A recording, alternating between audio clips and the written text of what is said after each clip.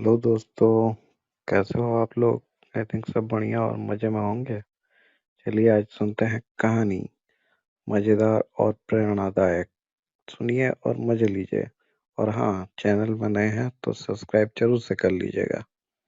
एक नगर में 4 ब्राह्मण पुत्र रहते थे। चारों में गहरी मैत्री थी। चारों ही निर्धन थे। निर्धनता को दूर करने के लिए चारों चिंतित थे। उन्होंने अनुभव कर लिया था कि अपने बंधु बांधवों में धनहीन जीवन व्यतीत करने की अपेक्षा शरहार्थियों से भरे कंटीले जंगल में रहना अच्छा है।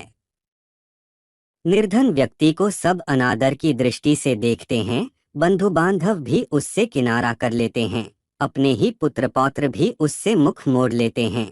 पत्नी भी उससे विरक्त हो जाती है। मनुष्य लोक में धन के बिना न यश संभव है, न सुख।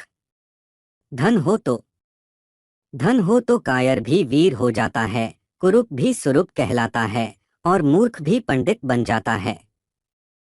यह सोचकर उन्होंने धन कमाने के लिए किसी दूसरे देश को जाने का निश्चय किया। अपने बंधु बांधवों को छोड़ा, अपनी जन्मभूमि से विदा ली और विदेश यात्रा के लिए चल पड़े। चलते चलते क्षिप्रा नदी के तट पर पहुंचे। वहां नदी के शीतल जल में स्नान करने के बाद महाकाल को प्रणाम किया। थोड़ी दूर आगे जाने पर उन्हें एक जटाजूटधारी योगी दिखाई दिए। इन योगिराज का नाम भैरवानंद था। योगिराज इन चारों नौजवान ब्राह्मण पुत्रों को अपने आश्रम में ले गए और उनसे प्रवास का प्रयोजन पूछा। चारों ने कहा, हम अर्थ सिद्धि के लिए यात्री बने हैं। धनोपार्जन ही हमारा लक्ष्य है। अब या तो धन कमा कर ही लौटेंगे या मृत्यु का स्वागत करेंगे। इस धनहीन जीवन से मृत्यु अच्छी है। योगिराज ने उनके निश्चय की परीक्षा के लिए जब यह कहा कि धनवान बनना तो दैव के अधीन है, तब उन्होंने उत्तर दिया, यह सच है कि भाग्य ही पुरुष को धनी बनाता है, किंतु साहसिक पुरुष भी अवसर का लाभ उठाकर अपने भाग्य को बदल लेते हैं। पुरुष का पौरुष कभी कभी दैव से भी अधिक बलवान हो जाता है। इसलिए आप हमें भाग्य का नाम लेकर निरुत्साहित न करें। हमने अब धनोपार्जन का प्रण पूरा करके ही लौटने का निश्चय किया है।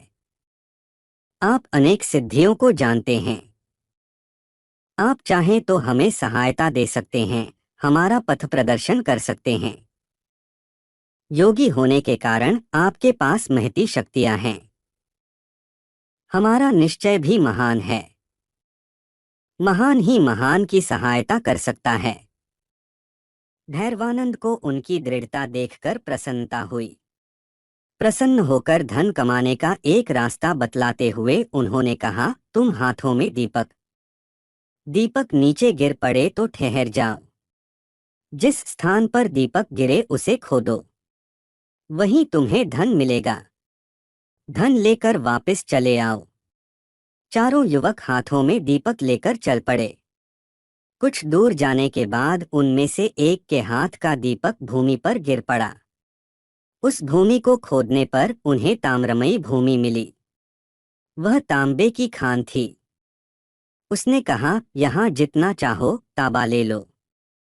अन्य युवक बोले, मूर्ख, ताबे से दरिद्रता दूर नहीं होगी।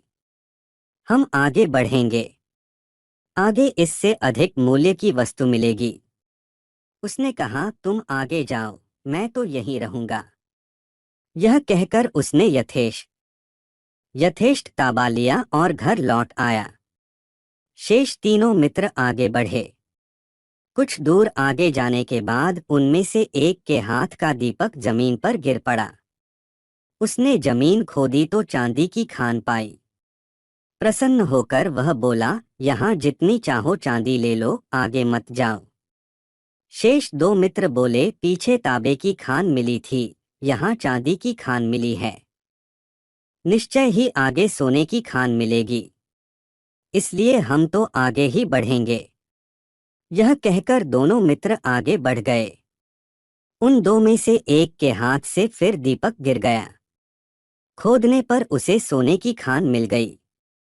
उसने कहा, यहाँ जितना जितना चाहो सोना ले लो, हमारी दरिद्रता का अंत हो जाएगा। सोने से उत्तम कौन सी चीज है? आओ सोने की खान से यथेष्ट सोना खोद लें और घर ले चलें। उसके मित्र ने उत्तर दिया, मूर्ख, पहले तांबा मिला था, फिर चांदी मिली, अब सोना मिला है, निश्चय ही आगे रत्नों की खान होगी। सोने की खान छोड़ दे और आगे चल। किंतु वह न माना। उसने कहा, मैं तो सोना लेकर ही घर चला जाऊंगा, तूने आगे जाना है तो जा। अब वह चौथा युवक एकाकी आगे बढ़ा। रास्ता बड़ा विकट था, कांटों से उसका पैर छलनी हो गया। बर्फीले रास्तों पर चलते चलते शरीर जीर्ण शीर्ण हो गया, किंतु वह आगे ही आगे बढ़ता गया। बहुत दूर जाने के बाद उसे एक मनुष्य मिला, जिसका सारा शरीर खून से लथपथ था और जिसके मस्तक पर चक्र घूम रहा था। उसके पास जाकर चौथा युवक बोला, तुम कौन हो? तुम्हारे मस्तक पर चक्र क्यों घूम रहा है? यहाँ कहीं जलाशय है तो बतलाओ, मुझे प्यास लगी है। यह कहते ही उसके मस्तक का चक्र उतरकर ब्राह्मण युवक के मस्तक पर लग गया। युवक के आश्चर्य की सीमा न रही। उसने कष्ट से कराहते हुए पूछा, यह क्या हुआ? यह चक्र तुम्हारे मस्तक से छूटकर मेरे मस्तक पर क्यों लग गया? अजनबी मनुष्य ने उत्तर दिया, मेरे मस्तक पर भी यह इसी तरह अचानक लग गया था। अब यह तुम्हारे मस्तक से तभी उतरेगा जब कोई व्यक्ति धन के लोभ में घूमता हुआ यहाँ तक पहुँचेगा और तुमसे बात करेगा। युवक ने पूछा, यह कब होगा? अजनबी, अब कौन राजा राज्य कर रहा है? युवक, वीणा वत्सराज।